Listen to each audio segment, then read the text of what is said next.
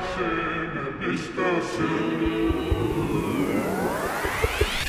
bën edhe bën të drejtje ta kriminela. Po I vras njerëzit, po I lën pa bukë. Ke pati me një krim të dali vetë nga molla? We will not be held responsible. Say, bull. Any independence. Say, no. Forced to live an excessive training this summer.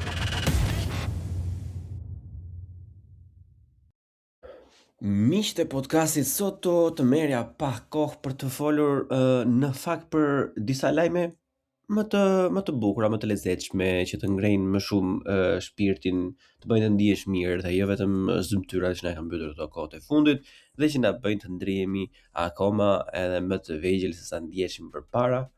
Besoni ju që edhe unë besoj që ky është qëllimi I tyre, por thash, okay, pash disa poste këtu atje edhe mendoha po sikur të fokusohemi për pak kohë, vetëvetishëm, për pak kohë të fokusohemi te disa lajme pozitive në mënyrë të ngrejmë pak moralin edhe të motivojmë veten për të ecur përpara dhe për të injoruar të gjitha këto budalliqe të tjera që ndodhin rreth e qark, jo sepse ato nuk kanë rëndësi, por për të vetmin arsye që të kemi, le të themi, një shëndet mendor sa më të mirë.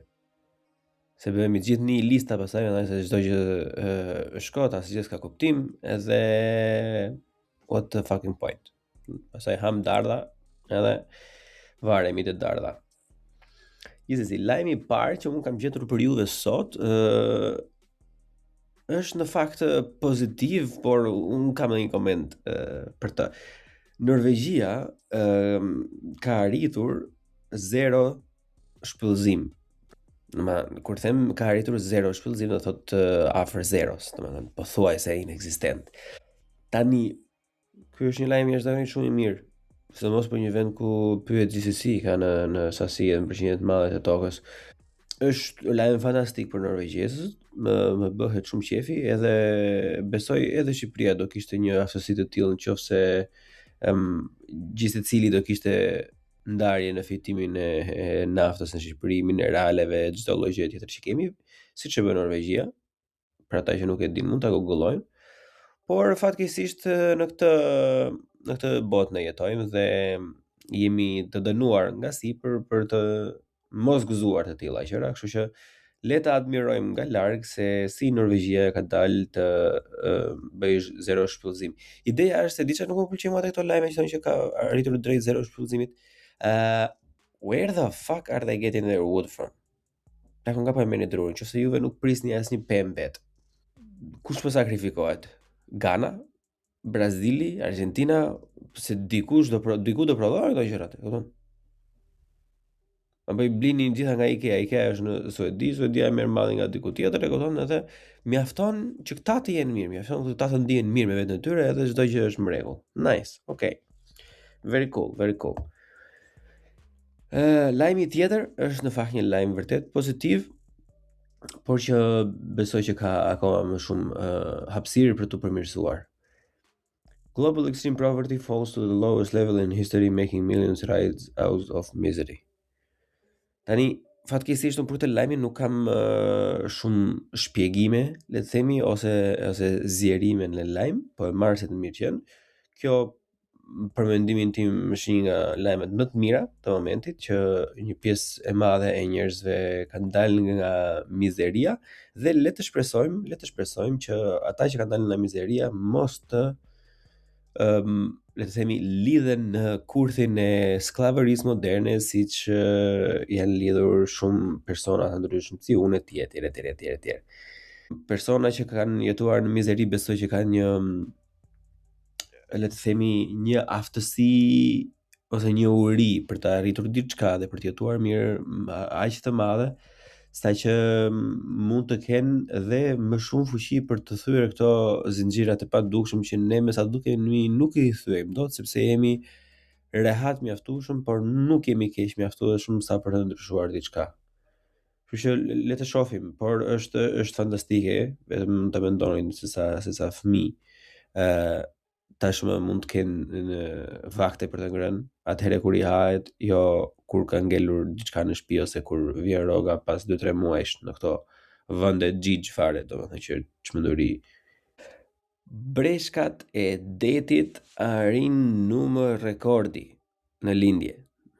Është lajm goxha pozitiv ky, sepse siç mund ta keni dëgjuar, sepse breshkat kanë qenë edhe objekt propagande për shumë nga këto idiotësirat që këta kanë bërë lart e poshtë, domethënë, po breshkat e detit kanë qenë të vërtet goxha në numër të vogël, kanë qenë të rrezikuara për shkak të ndryshimeve klimatike, siç i thon disa të tjerë thoshin sepse dikush pi një Coca-Cola me pipës plastike dhe kjo pipës plastike hyn atyre në hund dhe ato ngordhin edhe kjo ka korrelacion direkt.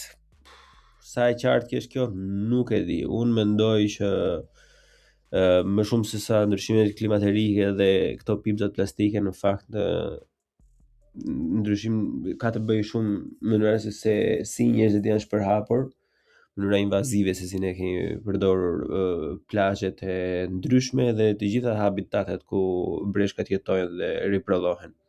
Një pjesë e mirë e këtyre, domethënë, janë kthyer përsëri natyrës. Kjo është gjë tejet pozitive dhe duhet vazhdojmë në këtë mënyrë. Ne si predatori apex, supremi i planetit, jo vetëm që duhet të dominojmë çdo specie, por për shkak se jemi human dhe jo kafsh, ose jo vetëm kafsh, duhet të përkujdesemi që edhe gjallësit e tjera të bashkëjetojnë me ne në një mënyrë apo një tjetër, pa u zhdukur përfundimisht se do bëhen pastaj vetëm figura dhe libra gjëra, kështu që do shikojnë kalamajt e një brezi të ardhshëm që u ka pasjetuar dikur një lloj specieje që vdiq se i futeshin pipsat e plastike në und. Sa lajm idiot është kur e shikon kështu, nuk e di se si kemi besuar atëherë këto gjëra.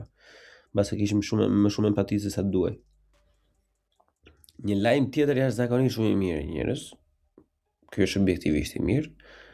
Në qoftë se është i vërtet gjithmonë që poliomeliti është pothuajse në zhdukje. Çfarë është poliomeliti ose polio?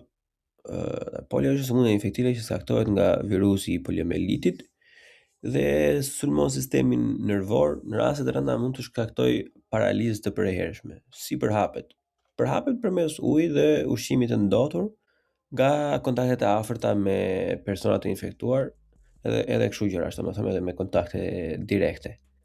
Simptomat në shumicën e njerëzve nuk ka fare simptoma, por atëherë kur shfaqet janë temperaturë, dhimbje fyti, lodhje, dhimbje muskujsh, edhe pastaj në këto raste të çmendurisht të rënda.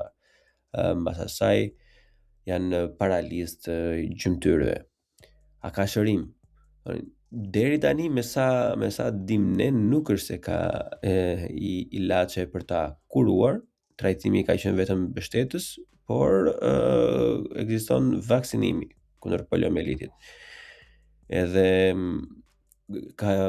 është provuar me saktë që nga vaksinat që vërtet ka bërë një ndryshim jashtëzakonisht shumë të madh, ka pasur një skandal në disa vende të tjera të botës kur poliomeliti nuk ekzistonte fare dhe është, le të themi, është sjell për herë të parë në atë komunitet nga vaksinat dhe ka pasur probleme në fillim, por gjithsesi ajo është një temë tjetër për të diskutuar diku tjetër. Sot do fokusohemi te pozitiviteti që është drejt zhdukjes dhe vetëm qarkullon në 2 vende në të gjithë botën.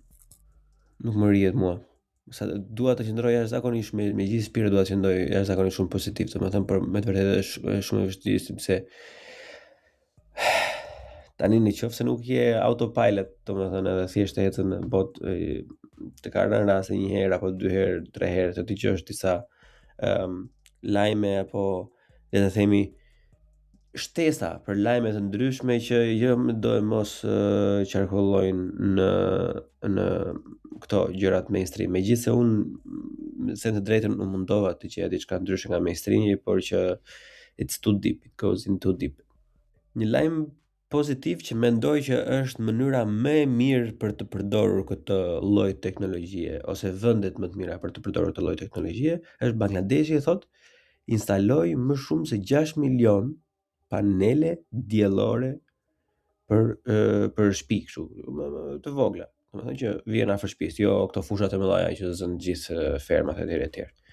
Spektakolare, domethënë pak çudi është how the fuck nga gjetën lekët sepse ata janë në mizori komplet, domethënë si vend, por që gjithsesi pa u futur shumë detaje tani të gërmojmë si u rithi, le të gëzojmë për faktin që është një vend me diell, është një vend i ngrohtë, është një vend me një varfëri jashtëzakonisht shumë të madhe, me probleme jashtëzakonisht shumë të mëdha dhe një diçka e tillë domethënë është një game changer për ata. Imagjino domethënë sa do ndryshojnë të gjitha gjërat tani. Ose të paktën duhet të ndryshojnë gjërat nëse ata kanë 12 në kokë edhe vazhdojnë, domethënë nuk i prishin këto panelet diellore, edhe ti përdorin ku dëgjojmë për dyert dritare, por për funksionin që ata kanë dhe të fokusohen pastaj me rritjen e mirëqenies, ma hamendja që do sjellin një ndryshim shumë të madh, sepse në fund fare edhe gjitha vendet e Europës, po ta keni parasysh domethënë, nuk është se ka ndonjë supremaci intelektuale, thjesht ka pasur një farë lloj aksesi energjetik më të madh, më të drejtë për drejtë domethënë. Disa mund të argumentojnë edhe supremaci, por që ky është mendimi im.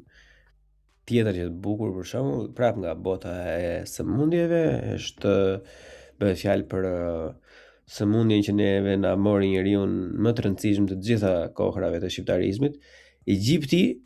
Egjipti mbas 100 vitesh luftë frontale, luftë të hapur, brutale me malarjen e pas ka fituar luftën. Edhe kjo është jashtëzakonisht shumë pozitive. Është një sëmundje në fakt që rrezikon të rikthehet në Shqipëri për shkak se në vendet e ulta të Shqipërisë mesme perëndimore nuk bëhet më, le të themi, ai helmimi i mushkonjave dhe goditja e vezëve, le të themi, të mushkonjave dhe të tjera insekteve të tilla në zonat e parasysh myzeqes, divjak etj. Dhe në kohën e Xhaxhit to bëshin, mbaroi punë bam, edhe prandaj në ato vite për shembull ishte çdo gjë të kontrolluar, ka qenë numra shumë të vogla, pastaj me të hapur këto kapitull për në Europë, jo pos edhe mushkonja ka jetë, jo pos edhe jeta mushkonja s'ka rëndësi, edhe filluan të budalliqet pastaj.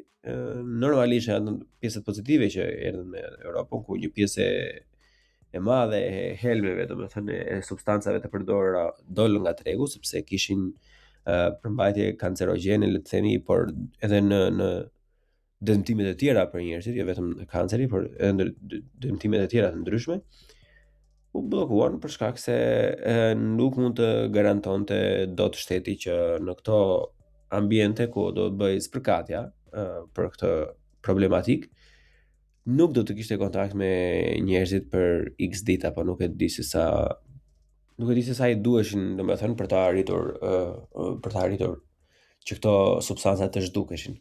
Megjithëse nëse keni lexuar pak për këto PFAS-in edhe të gjitha këto materialet e tjera që janë të lidhura me helmet që thajnë barin ose këto që bëjnë plastikën, domethënë, me sa duket, këto janë nga ato forever compounds, domethënë janë materiale që nuk zhduken asnjëherë, do jenë aty përgjithmonë edhe kur ne të jemi zhdukur dhe haruar në historinë. Kështu që great one humanity, pas kemi arritur pak vdekshmërinë nëpërmjet produkteve tona.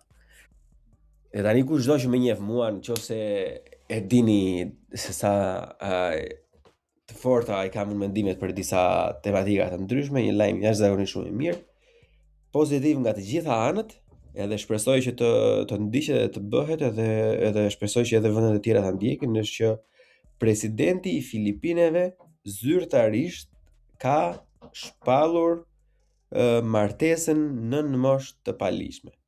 Kjo për mendimin tim është gjë spektakolare, kjo duhet të jetë standardi botëror në të gjitha vendet e rruzullit toksor.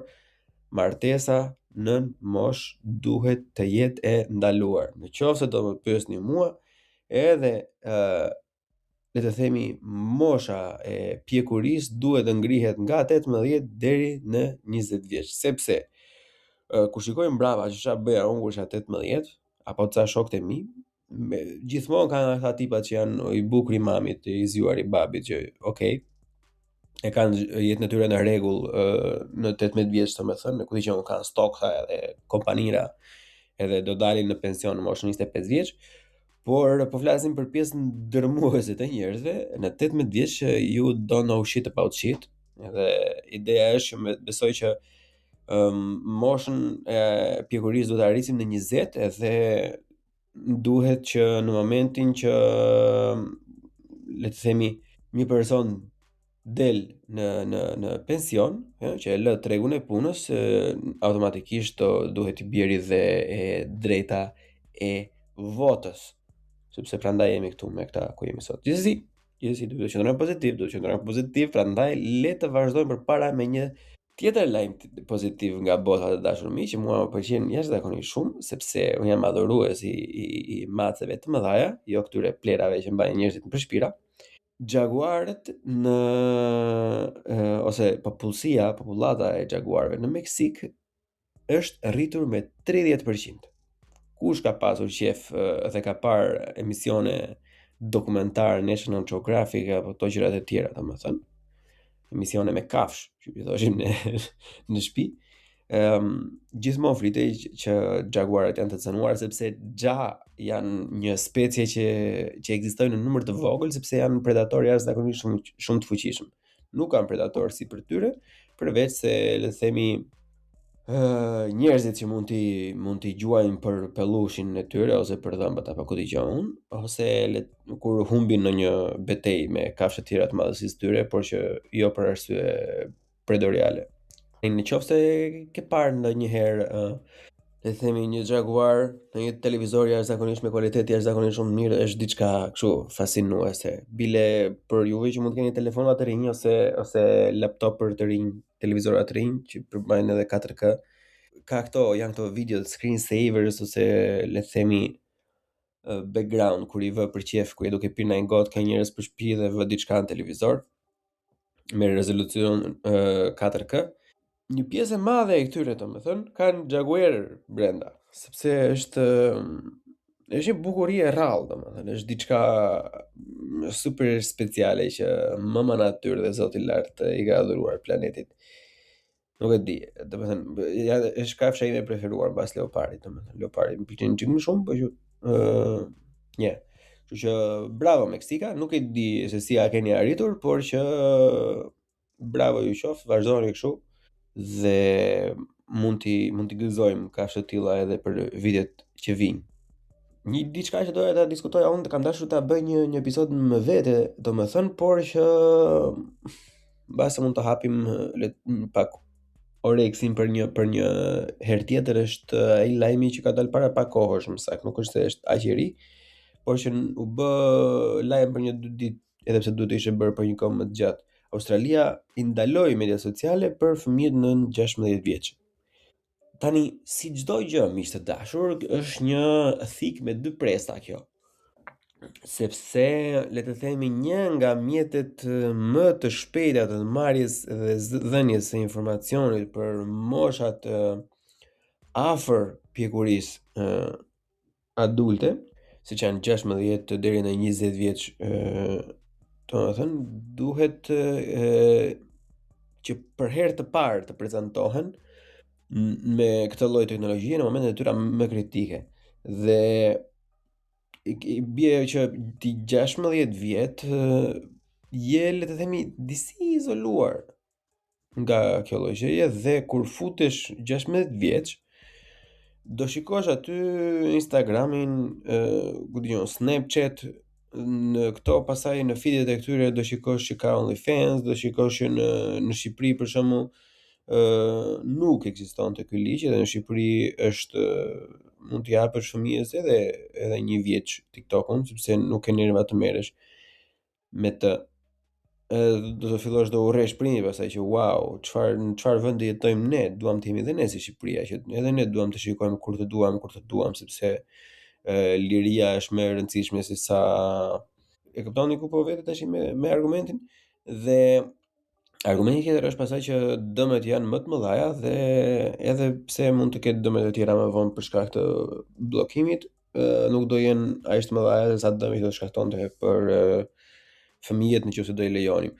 Un jam si asnjëherë tjetër më parë, që jam surprizuar edhe me veten time që mendoj kështu, jam me këtë të dytën, unë për herë të parë, edhe për të vetmen arsye se nuk njoh një zgjidhje tjetër, jam shumë i hapur për të dëgjuar zgjidhje të tjera, por deri në atë moment dhe unë jam për ndalimin deri në moshën 16 vjeçare, bile nëse do më pyesje mua deri në moshën 18 vjeçare, për të vetmi fakt sepse këto media sociale i kanë vjedhur krijimtarin personit në shumë fronte. Të kanë vjedhur, ta kanë marrë atë sepse nuk kem aq shumë interes të shkosh diku të ecësh në qoftë se mund të shikosh një video ku dijon OnlyFans të një fiksimi që ke ti online. Kjo është sepse ti je të moshje, ti je dumb and full of cum, i thon amerikanët. Kështu që you know, e di që është pak banale, edhe brutale, edhe kështu brut, domethënë, po që është e vërteta e trishtë dhe unë nuk po them që nuk duhet të lirohet njeriu në atë lloj farfeje, por nuk bën që të vidhesh nga çdo lloj eksperience vetëm që ti të kënaqësh këto instinktet shtazore primale nga ku dijon shpellaria e hershme. Besoj që ne kemi në dorë të bëjmë ndryshime shumë mëdha dhe të përkujdesemi për brezat tanë. Pse unë në fund të fare besoj që një njeri, siç e kanë thënë në diku tjetër përpara, nuk e mbaj mend kur e kam thënë, por që nëse arrin ta kuptosh diçka, normalisht mund të punosh me të dhe mund të kujdesesh më shumë për të, qoftë kjo ambienti, qoftë kjo njerëzit e tjerë, apo shtetet e tjera etj. Besoj që kjo nuk mund të krijosh këtë lloj eksperiencë media sociale sepse është diçka e false, është diçka jo reale, domethënë. Pastaj lajmet e tjera tani e do robi pozitivitet, po edhe kur I lexon ndonjëherë kështu gjëra të ikën truri fare, të ikën te pileku. Shkenca thotë po trajton sëmundje të patrajtuara. Good. What the fuck? Lajm. Në vitin 2025 shumë trajtime që më parë konsideroheshin të patrajtuara shënohen përparime komplot dhe duke përfshirë zbulime të reja mjekësore në ndihmë të pacientëve me sëmundje komplekse. Okej. Ajo është literalisht puna juaj plek. Shëndetar, prandaj paguani dhe prandaj kontrolloni dhe botën dhe nuk I lini njerëzit dalin nga shtëpia nëse nuk bën një vaksinë që nuk funksionon. Ndryshoni gjithë kulturën ekonomike të gjithë rrezullit toksor, sepse kushtu ju hyn juve në punë. Po nejse. Gëzohemi për këta persona me sëmundje komplekse që më në fund po marrin një trajtim. Kurrikula e Bashkimit Evropian thotë përfshin edukimin mbi ndryshimet klimatike. Tani, nuk e di se a janë zgjuar apo nuk janë zgjuar zombit e klimës akoma. Nuk e dini se sa është numri I tyre në Shqipëri, por edhe për ata që besoj që ishte 2025-a, vazhdoi në 2030-ën dhe u shty për 2050-ën tash, sepse frika nuk arriti të depërtonte aq thellë sa duhej dhe njerëzit nuk, le të themi, aq të aftë, nuk janë aq të gatshëm të sakrifikojnë jetën e tyre të përditshme për kapriçet ekonomike të këtyre mogulëve të mëdhenj që kërkojnë me do e mos të dominojnë çdo lloj hapësire dhe drejtimi I jetës tonë. Unë e ripërforcoj mendimin tim të paktën për ndryshimet klimatike. Klima është diçka e ndryshueshme. Variablat në këtë ekuacion janë të shumëllojshme dhe nuk kanë të bëjnë në mënyrë drejt për drejt vetëm me njeriun, por edhe me njeriun. Mendoj se që ne luajmë një rol në ndryshimet klimatike. Nuk mendoj ama që roli që ne luajmë në ndryshimet klimatike është I, le të themi, sasive apo fuqive aq të mëdha saq na shitet nga propaganda e të gjelbërve dhe e konglomerateve gllabëruese të mëdha që duan të dominojnë çdo lloj tregu teknologjik në mënyrë që të kontrollojnë atë në burim që është energjia. Dhe mungesa e larmishmërisë së fitimit të energjisë normalisht I jep dorë edhe se krah më të fuqishëm atij që kontrollon, le të themi, saraqineskën e elektricitetit në këtë rast. ose levën, se këto të në elektricistat janë me levë, kështu i ngre lart ule poshtë çelsa. Nejse, mos të vëmë akoma ata gjë në kokë. Kështu. Earthshot Prize nxjerr projekte që shpëtojnë ajrin në qytete, thotë.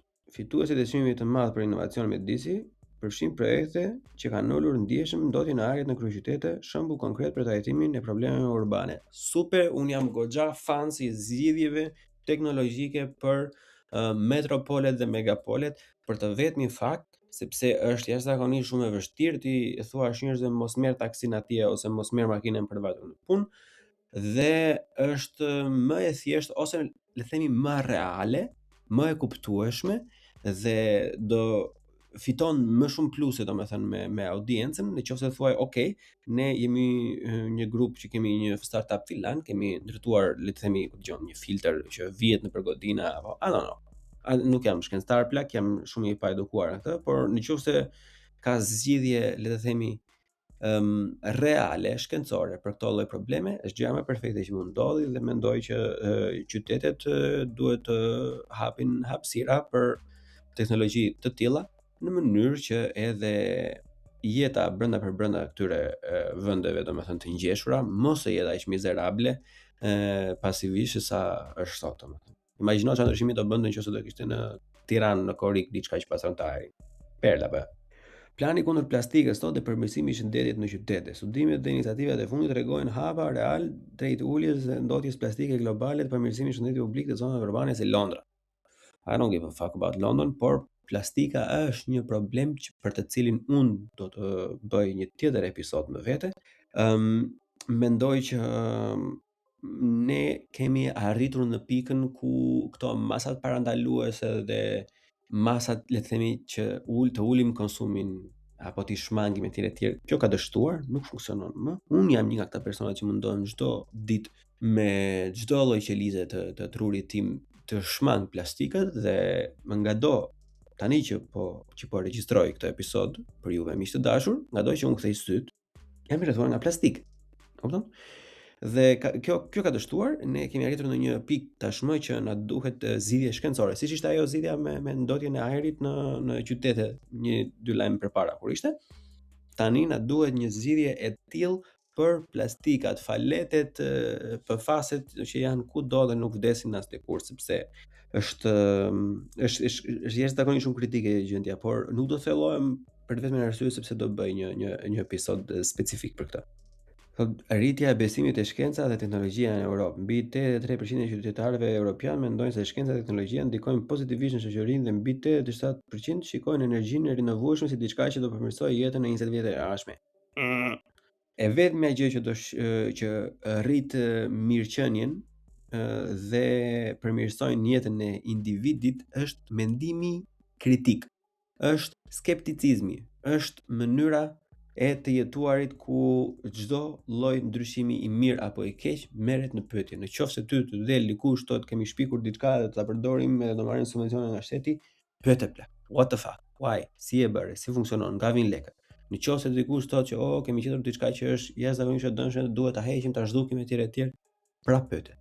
Do të thënë, gjithmonë një argumentim, një mendim i ndërtuar në informacion të mbledhur në mënyrë sa më të pavarur, me kalimin e kohës edhe aftësia për të gërmuar dhe për të përzgjedhur edhe dalluar materialet le të themi të kota, të falsifikuara nga ato të reale rritet, kështu që këto gjërat e tjera domethënë nuk besoj që kanë ndikim direkte sepse shkencëtarët janë ata që kanë zgjidhur disa nga problemet më të mëdha të njerëzimit ever, kjo është fakt. Dhe janë po shkencëtarët ata që kanë krijuar disa nga problemet më kolosale të njerëzimit. Fakt. Kështu që net zero game in the end. Zhvillime teknologjike dhe potencial të madh. Një projekt kërkimor mund të çojë kompjuterin kvantik, quantum computers, kvantik drejt miliona kubitëve thotë. Një hap i madh për fuqinë llogaritëse të ardhshme. Ekzistojnë zhvillime që mund të bëjnë anije gati të pazhbëshme duke kapur ajrin brenda strukturës metaleve. Gjithashtu, inteligjenca artificiale ndihmon për të kuptuar modelet më komplekse të natyrës 1000 herë më shpejt se sa më përpara. This is very nice. Unë nuk jam i këtij mendimit që robot do na marrë AI punët e tjerë, por besoj që një farë lloj paraprgatitje si njerëzim duhet ta kemi ne që mos të bëjmë si Terminatori pastaj ose si Fallouti edhe përveç të dalim me teneqe, të mbledhim ujë edhe të luftojmë robotër. Do ishte fucked up se dikush edhe robotët do qeshtin pastaj thoshin që shife çfarë shpecies ka bërë diku te 6 milion filma, për këtë scenario që dinin e mendonin që diçka e tillë të ndodhte. E në fund ndodhi literalisht një gjë plak, edhe siç e bërë asnjëri.